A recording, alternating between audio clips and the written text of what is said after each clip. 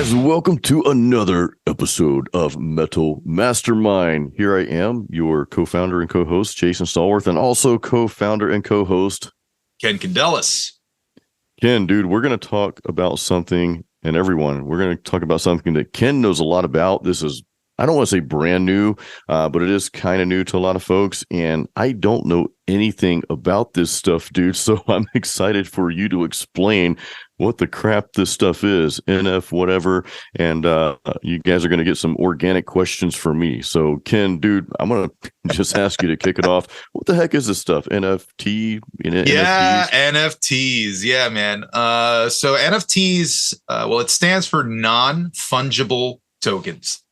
It lives in the world of Web3 and crypto and blockchain and all this kind of new technology that's been around. Honestly, to be honest, blockchain itself has been around since 1992, but we weren't using blockchain for any financial sort of systems until 2009 when Bitcoin kind of came around. So, but, you know, Bitcoin is still very young. We're talking, it's only 14 years old. And we have this new sort of endeavor of what people are doing in this space where people are attributing ownership in the digital realm, which is something that's always been kind of hard to do before this. So it's a kind of interesting thing. You know, like when you're going online and you want to download, let's say like a picture or something like that, right? You know, you can just kind of save the image, but you're never actually like the owner of that image, right? You know, you just kind of download the image and you kind of have it on your computer now. But the technology of blockchain allows us to actually have a timestamp of purchasing where we can, you know, prove that we actually bought this at a specific time and we own it and it's immutable. It can't be taken away from us.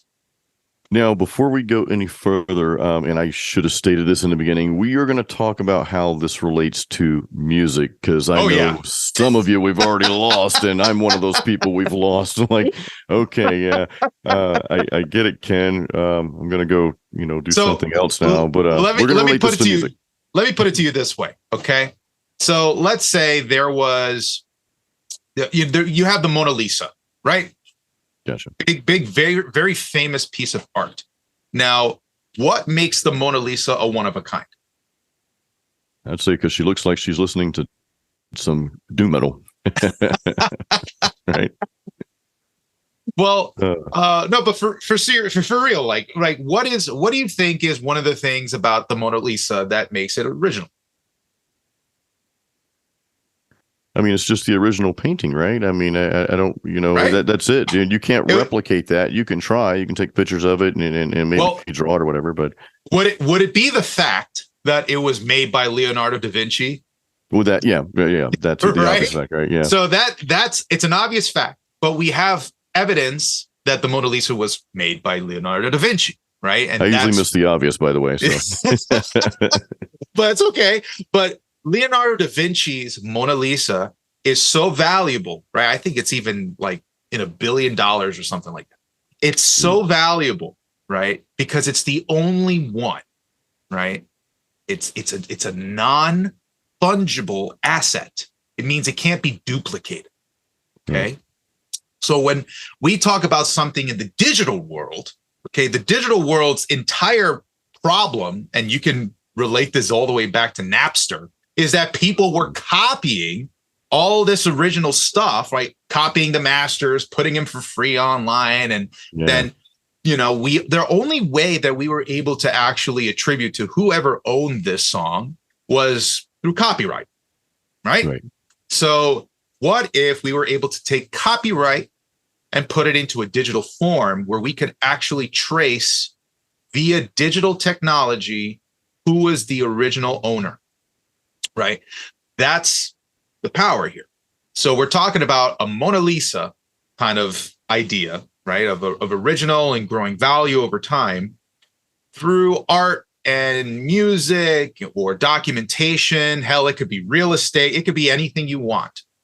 And the idea is that there is a digital certificate that follows that asset on, blockchain, on the internet, on wherever it's going to be in the digital realm. That's what an NFT is.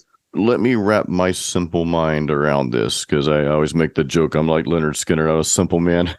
But so if I understand this right, so we'll continue to listen to music as we do, but maybe there be specific songs like, Ken, let's say you and I write this death metal love song together or whatever, right? And we put it out there as what a digital asset, an NFT. Will that just be the one original copy that someone would be able to buy, and no one else would be able to buy that? Well, you certainly can do that. Okay. You can also do, let's put it in this way. You know how artists, they create special editions? Yes. Right? Let's say that, you have a 500 edition limited copy of this one album, and it's only ever going to be sold as this digital asset, an NFT. Okay. Now, artists can do that. Fans can buy them. And the fans, they could, decide, oh, I've got my fill of this and now I don't want it anymore. Let's say I want to sell it. Well, they can sell it, and the artist can actually earn royalties off of the back end, because with every single NFT comes something we call a smart contract. Now, let me ask you this. What's a contract?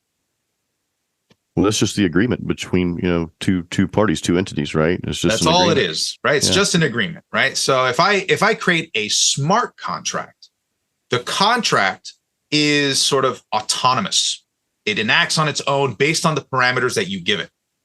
Gotcha. So you make the rules for the contract, and so in other words, and that was going to be my next question, Ken. So you could release a song.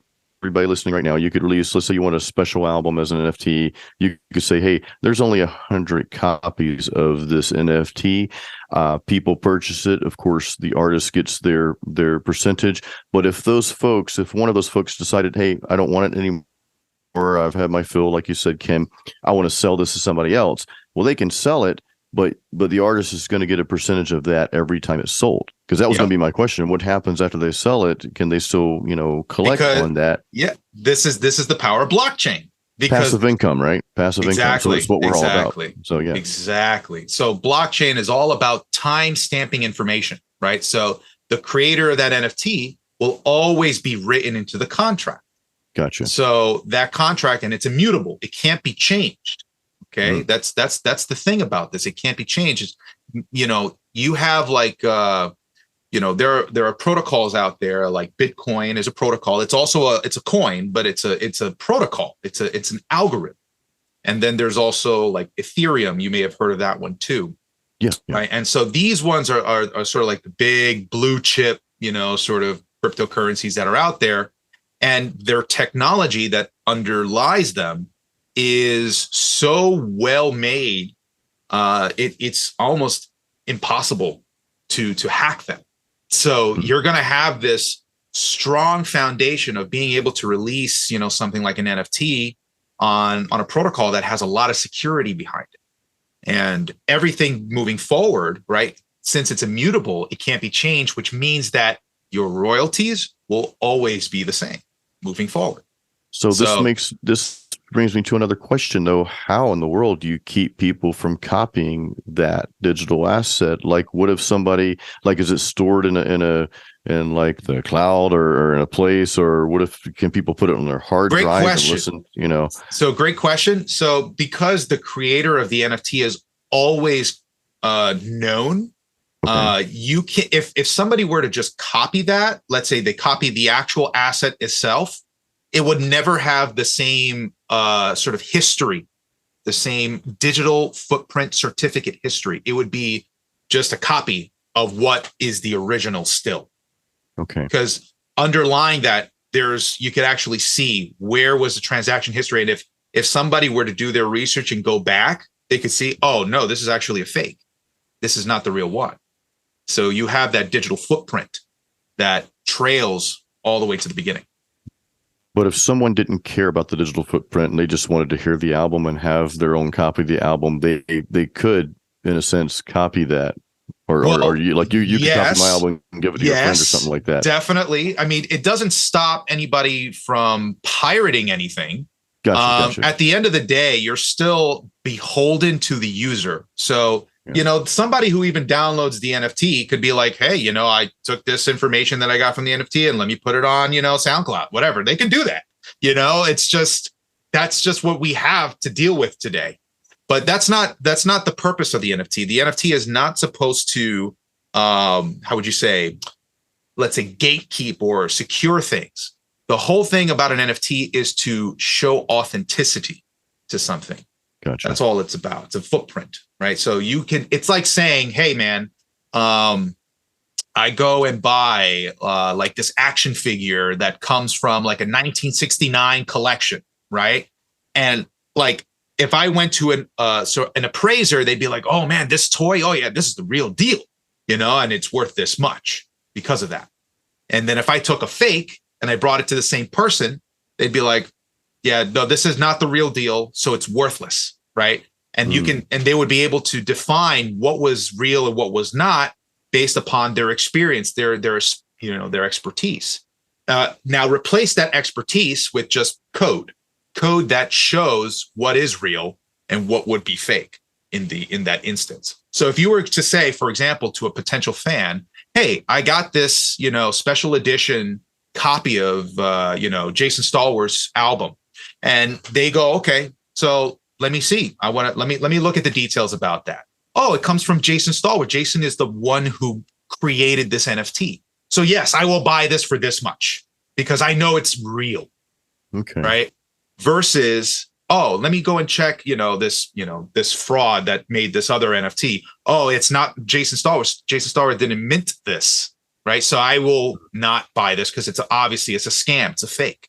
So that'll be an obvious thing to see. Now, so let's say yes. let's say our listeners, one of you guys or girls want to create an album. So you create the album. It's got 10 songs on it. It's on Spotify, iTunes, but you also have a special edition album that's sold as an NFT. You can listen to the songs on, all the platforms, and you even sell the CDs, but you also have that digital NFT copy. Maybe you give them another song or two that you can't hear anywhere else, right? Kind of like that special a bonus track or whatever. But could you do that? Can you have your album out there where everybody can listen to it? Because you want that, right? That's how we get known, but also have the NFT version of that. And let's say maybe your hardcore super fans would want a copy. Exactly of that, right. Exactly okay. right. I absolutely think that you should not isolate only to just one small niche, because then Gotcha. In this case, because with music it's very hard to have success with just going one route. There are certain people that have done it, like Nipsey Hussle. He's done something very similar where he had CDs that were sold, I think, for like $100 each. And that was like his initial thing. But he also got lucky because like he was found by Jay-Z, and Jay-Z bought like a bunch of them. And that sparked an entire controversy from that point. But that was before the whole idea of like NFTs was coming around. With nowadays, I think because streaming is so like accessible and all this kind of stuff, people are going to have a hard time like just going one route. They want to have music accessible everywhere. And if you're looking at any of the data, I think it was like 85% of all the revenue from the music industry was through streaming. 85%. So it's kind of like you kind of can't do without streaming. you kind of need to do it. So this is exactly like you said. This is an extra format for people who are like super fans for their artists, who want to support them in an extra special way, which is something that I plan on doing, right? Because I'm so immersed in this kind of technological world. I really want to explore this option where Jason, that for my album, I have a whole bunch of paintings and illustrations that come along with my album. A lot of artwork, man. And that's because there's a whole novel that's written alongside my album.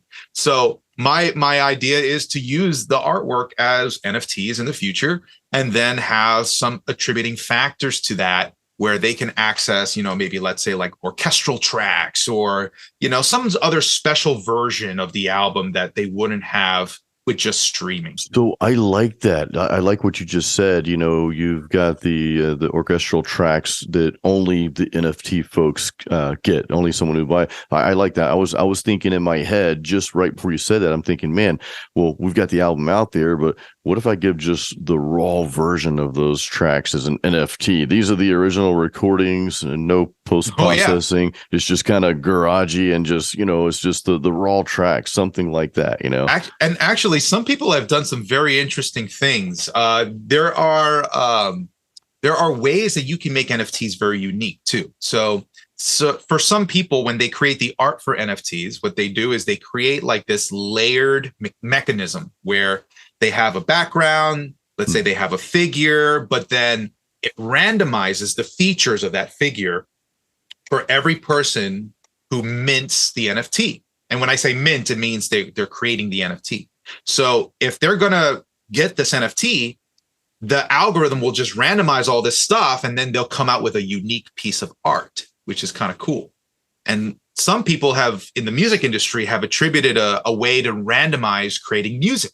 So they'll make all these layers of different parts of music. So let's say it'll be like 100 tracks, but each one has like a different element. Maybe like, you know, the randomization will be like, okay, you get some of the drums, but instead of guitars, you get a ukulele. And instead of like, you know, maracas, you get tambourines or something like that. And it creates a unique track out of that, which is kind of fun, you know. But if people have been experimenting with this concept of trying to, you know, make the user benefit from the uniqueness of randomization. And I'll just say this, you know, it's still kind of, I know it's not brand new. It's been around for a little while. It's still kind of new to me. I've known about NFTs, but never dug into them. But a lot of folks, you know, I'm the old guy here, and this is why Ken and I work like the perfect puzzle, because you're a lot younger.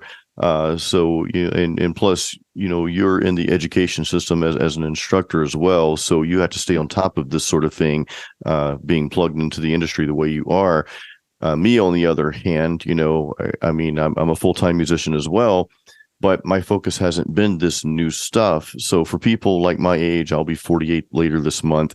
Actually, by the time this podcast comes out, I might already be that. So I'm 48, and folks older than I am, we tend to, and I really don't want to be this person, Ken. I want to, you know, be open while maybe still holding on to some of, you know, my vintage mindset a little bit, right? Because not everything old is bad, but we might have a problem embracing some of this new stuff just because we don't understand it. And a lot of times when we don't understand it, well, we kind of fear. So we don't take that leap in learning more. So I'm encouraging you guys who are older, and I'm encouraging myself, okay, this is pinpointed towards me, to dig in a little bit and learn about this stuff. Ken, I like the way you're explaining it. So I do want to dig into the stuff, you know, for Metal Mastermind, and even for my own album and projects. You know, why not use the new resource? Because when something comes in like this, it's usually here to stay, and it's just going to evolve over time. It's kind of like how a lot of people still write checks that are older. It's like, why would you write a check? Well, it's more secure. Is it really? You've got your name and address and account number and routing number on that check. Tell me how that's more secure than doing auto pay or something, right? Any case, I'm kind of getting off point. Where would I even go to do this stuff? Like, where is it, like a website we go to, or what do we? How do we get this started? This is a great question. We have there are some resources to create your own NFTs if you want to go on. Like, for example, a very popular website is called OpenSea, and that's where people can go ahead and create their own NFTs if they so choose. There's also a new type of platform that's being created that's specifically for music, and it's a program that I was introduced to. It's called Opulus. Opulus is basically it's a platform that's utilizing this kind of technology of NFTs. And it's creating what they call music non-fungible tokens, where they're trying to go the route of establishing your copyright as an NFT. And what you can do is you can have multiple people actually invest in your NFT, and because they are sort of funding your song, you can actually share royalties with, for example, your fans and investors. Oh man. Wow. So it's a very, very like forward thinking type of way to do it, because I think for a very long time, and you and I have spoken about record labels for a minute here, but record labels have been kind of in charge of the music industry for God knows how long, 100 years more, you know, and they've been able to control artists' futures because they had so much of a stake in their, you know, development. Nowadays, we have a sort of conundrum that's been happening where independent artists have walked away from labels to try and do their own thing. But the thing about independent artists that's really tough is creating your own audience and, you know, getting the funding to do all that stuff. This has been an issue ever since, you know, we started doing indie music. So what Opulus is doing is they're trying to say, hey, what if we had, you know, a platform where, you know, you had people who are looking to invest in music, right? That's what they want, right? So it's a hub where they can go and find the music on that platform that they like, that they believe in, that they want to put their money into, and that they could benefit in the long term from that. Likewise, you have artists, independent artists, who are looking for funding, who want to be able to do music full time, and who would rather be in debt to their fans than to the record labels. And it's just it's sort of a really brilliant merging of the two ideas. And so Opulus looks very, very, very special in that way. Cool. That's cool. I definitely want to dig in. And we, you know, guys will probably be talking more about Opulus or Oculus. Opulus. Yeah. So we'll probably be talking more about that, because I want to dig into this a little, Ken. Again, I haven't purposely shied away from NFTs, and the concept is just we were talking about this earlier, man. I've been busy. You and I both we're busy people, man. You know, talking about multiple streams of income to survive as a full-time musician and all things related. Oftentimes, it's not just I'm sitting in my studio playing guitar, getting paid, making YouTube videos, or I'm putting albums out and I'm making millions. No, it's, you know, I'm doing all those things. You and I, we create courses, we run Metal Mastermind. Ken, you're also a college instructor. You're a pro audio engineer. Me, I'm playing live solo gigs. I've actually got one tonight. So we probably do, you know, I don't know, 6 or 7 different things to create these streams. So why not have something like an NFT as another source, right? So yeah, especially if it's the future. And this is like, you know, just another aspect of NFTs here that we're talking, right? Like I already mentioned artwork. Like you could, like let's say I've made my artwork that's an NFTs, and along with that artwork comes like this exclusive content.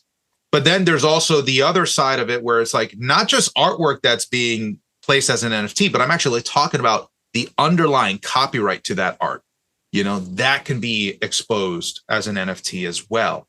And you can choose in that smart contract whether or not you want to transfer copyright ownership or whatever, you know, and that's an option that you have.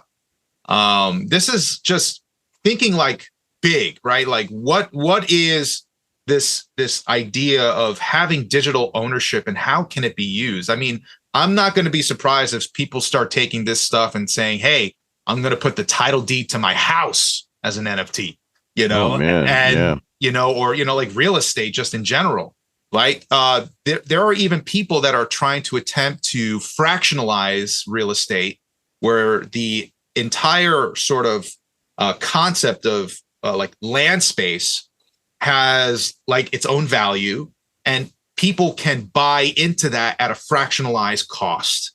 And get part ownership of that. And get part ownership of that, right? Imagine like, you know, being a part owner of the Empire State Building or something, you know, like that's kind of what we're talking about here. And I think honestly, the future of a lot of investing and, you know, real estate and just art and music, it's going to be fractionalized. It's going to be decentralized. It's going to be a lot of these things that it's going to take away from ownership from just one person. You know, so it's just a very interesting concept that it's still very new. I mean, NFTs have been around since about 2018, man. It's still very new. It's still really new. you But know? I like that idea too, man. Like in layman's terms, kind of the same concept. I had a friend of mine many years ago. This is like, I don't know, 15, 20 years ago.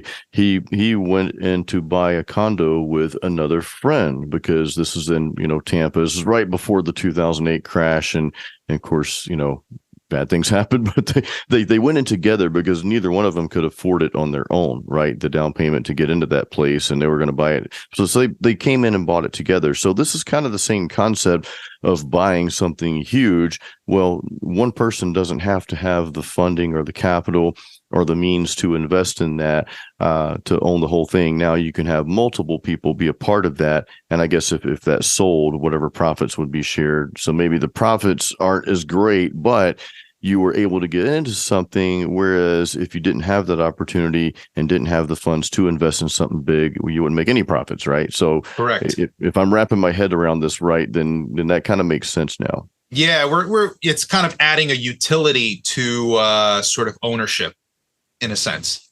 And this is another idea too, right? Just thinking larger in this kind of concept. Super fan groups, right? You want to get into a specific club, your NFT is a membership, right? Like you want to meet the band backstage. Well, in addition to the ticket that you have to have this NFT in order to see them backstage.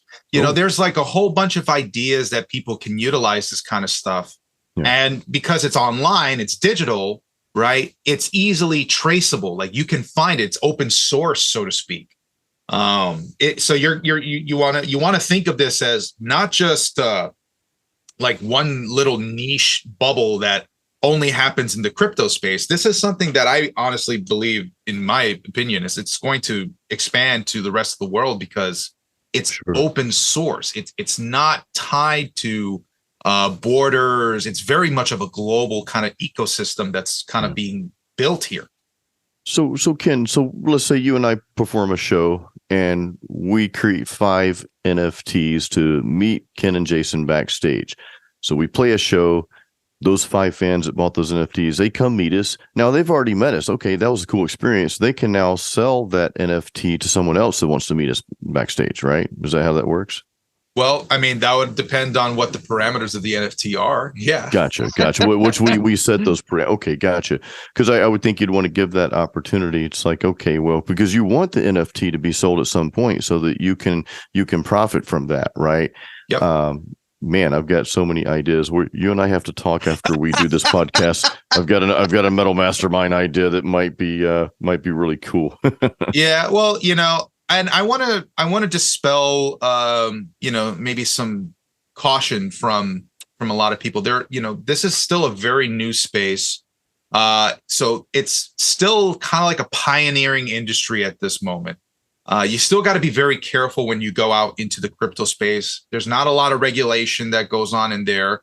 So that is it's a danger in some aspect. And I don't want to have anybody, come lashing back at this and saying, oh, well, they're just a scam. And well, because a lot of people have been scammed through trying to get NFTs. So you have to be very, very careful. You have to learn how to kind of do your own research. Maybe that's something we can talk about in the future on how to go navigate about this space, because that is something that we need more guidance on. And I don't want anybody to think about this as just, we're just trying to scam people, because that's very, very easily construed with people that are malicious actors in this space. So you need to do your research then before any of you jump into this. This is something that you really need to do your due diligence, guys, and myself too. I'm talking to myself more than anyone else, but don't just jump into something. Hey, I heard this cool podcast, Ken and Jason, Metal Mastermind. I'm doing this now. Don't jump into it without researching it first and knowing what you're getting into and learning how to, I guess, read the contracts and develop those and that sort of thing. So, Ken, maybe that's something that, if you guys want some more content on this, because again, it's brand new to me. He's already dove pretty deep into this stuff, but let us know. we'll put a version of this video on YouTube as well, so you can let us know in the comments, or hey, just go to our Facebook page, the Metal Mastermind Facebook page, and drop us a comment. Hey, I want to learn more about this stuff. Yeah, do some more videos on YouTube and maybe more podcasts, and we can definitely share, because I'm interested. My little antennas are up. I'm like, okay, this is, because Ken, like you said, it's not only it's the future, but it's also the now. Like we're doing this now. And right. I can only imagine that, they'll kind of work themselves out, right? We'll find ways to, I guess, catch the thieves, so to speak. And I'm sure some regulations will be placed that will hopefully present, or maybe not regulations, but maybe some systemic features be placed within to reduce the amount of yes. fraud and scam, right? Yeah. And, it's kind of like the Wild West right now. Yeah. So everybody's kind of their own outlaw, but, along with that, kind of the beautiful nature about it is self-sovereignty, right? Because if you own your own coins, like if I buy a Bitcoin and I keep it in my own wallet, yeah, that nobody can take that from me, because it's the blockchain. I mean, obviously if somebody, had my information and hacked my account, they can take that stuff, but they can't just take it out from underneath me. Let's say, for example, I don't know, the US government. Yeah, they can just take, right? They can freeze your account. They could just take, they could do whatever, they can add more money to the entire pool of money that we already have, right? And lower the price of our dollars from doing that. It's called inflation, right? I think we're in the middle of that, guys. So without getting too deep into that, that's kind of what this is all about, though, because this is like a global economy where not one government has a say. You kind of are forced to look after yourself. So you just have to be aware of that, getting into this space. But, that being said, this is, I think, where a lot of, future projects are going to be held, because I think the aspect of decentralization, of being able to access the common man, through a means where everybody has a voice in their own right way, and being all self-sovereign. That's kind of like a utopia in some sense. I think a lot of philosophers have probably thought about this kind of concept for a long time. And, now it is only now, because of the internet, that we have the ability to do something like this. So it's actually quite magnificent if you really think about it. So we're living in very interesting times, and not to mention, like, there's a whole bunch of stuff like AI coming out all around this stuff, and it's very, very wild. But I will say this: Oculus, they are launching their launchpad for musicians, I think, on May 23rd. So this is very, very, very timely. I'm very. How do we get there? Can just go to their website? Is it just? Oh yeah, I think it's oculus.org. Okay, oculus.org. Okay. Yeah, it's a very, very cool thing. And I just urge you to take a look into it and just research a bit about Oculus and what they're trying to do. Yeah. I think a lot of other, companies are trying to do something similar. There is one decentralized version of Spotify out there. It's called Audius. That's another one, which is very cool. Nice. But they're not like, I don't think they're doing like a launch platform like Oculus is doing for musicians to actually raise funding to create their music, which is very unique in my eyes. It is. That's a cool concept, because like you just said, sometimes folks don't have the funding to get the gear, get the studio time, or to properly launch their music. So I totally get that. So Oculus. Cool, man. Yeah, this is interesting stuff. Again, new to me, and I know some folks listening, you guys might be deep into this, while others might be like myself, and this is just brand new. Kind of not sure what to think about it. Is it something you should start looking into? I always think it's a good thing to look into things that are new. I always told myself that I wouldn't want to be one of those old dudes that I don't know what's going on today, right? And I see this a lot. and friends that are in their 70s and 80s and stuff like that, and they can barely get around on the computer. It's like, I think you got to stay up to speed with that stuff just so you can function, right, in society, right? I mean, so I don't want to be one of those people that I choose to be left behind. Right. I don't know that that means you have to dive super deep into the stuff, but you at least want to kind of be in the know and know the basics of what's going on right now. So yeah, good option for musicians here, and that's cool that this is available now for music as well.